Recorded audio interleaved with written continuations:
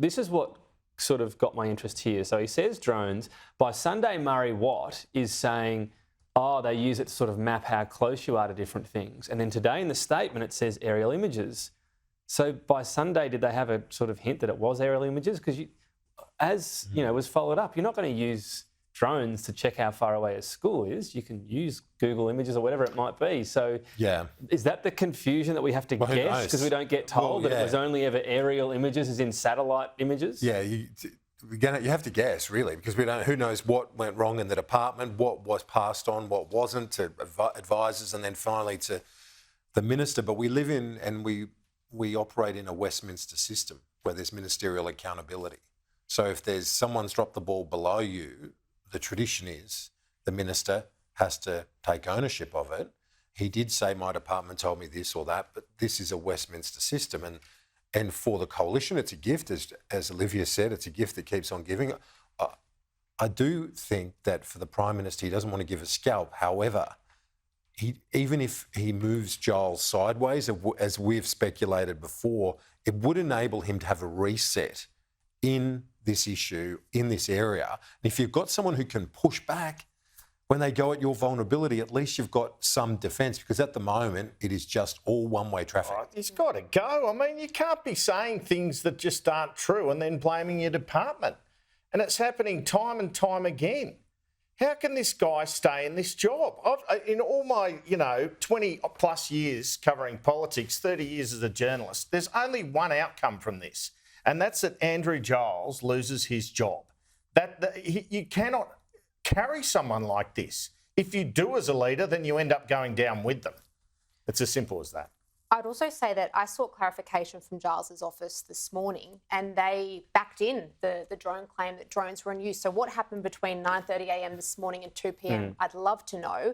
But also, I feel a bit sorry for Murray Watt here. He's clearly been given a bum steer, and this is the second time that a cabinet minister has been given a bum steer when it comes to this. We'll remember Michelle Rowland had been told that the Commonwealth had argued for the bail of Majid Dukoshkin, that ex-detainee charged with the bashing of Nanette Simons in Perth. It then turned out that actually hadn't happened, and so she had given a range of on-air interviews. So twice. And Andrew Giles's office told me on Saturday morning that the minister's statement on drones was correct.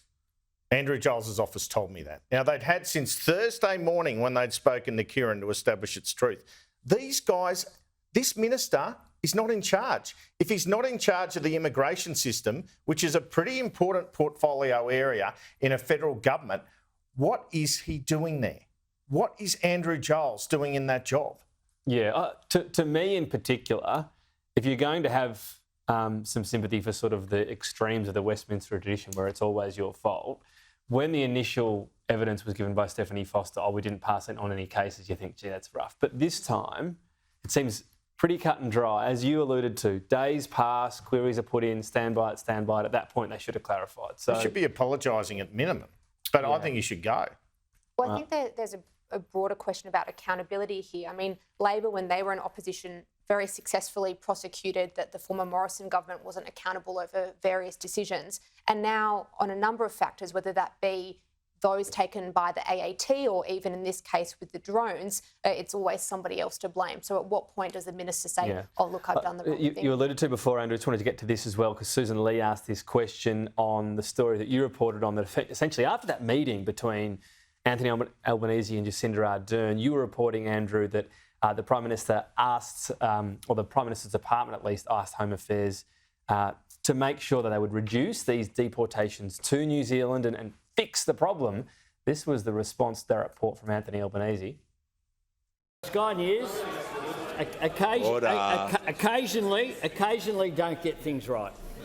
I know they'll come. Usually it's at night, usually during the day, before it becomes dark, when truth sort of gets darkened as the day goes on.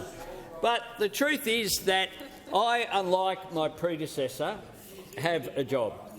I don't have multiple jobs. I haven't sworn myself into multiple portfolios, including to Home Affairs, into Treasury. So he deflects, but he never denies the story. Now, the important thing here is this. Is the PM going to deny he or his office had a conversation with the Prime Minister's department telling them to fix this, after which the Prime Minister's department had several conversations with the Home Affairs department to see what they could do about reducing these deportations to New Zealand of people who'd spent almost their entire lives in Australia? Secondly, is the PM going to deny he or his office had a conversation with Andrew Giles on this issue after the PM says in a press conference that he is going to do something about it? Or is the PM governing by osmosis, where he gives a statement at a press conference and Andrew Giles goes, oh, I better do something about that? Now, that actually does happen in cabinet discussions occasionally, by the way. The PM will say something and a minister will get a direction. But my information is the Home Affairs Department was told on several occasions to do something about this, to reduce these circumstances where people who've lived their entire lives in Australia are being deported to New Zealand. They're all people with criminal records, etc.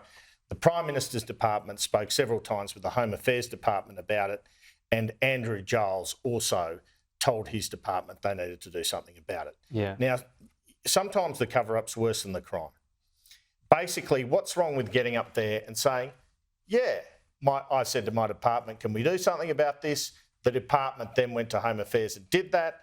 I had no role in drafting Direction 99. That was up to the minister. But the other thing this tells me in his answer, when he says, I let ministers do their own thing, that also means you can cut your ministers. That also means that you can say that Andrew Giles did the wrong thing and went too far with that direction, which was never run by the PMO or the PM, and therefore he can go over it.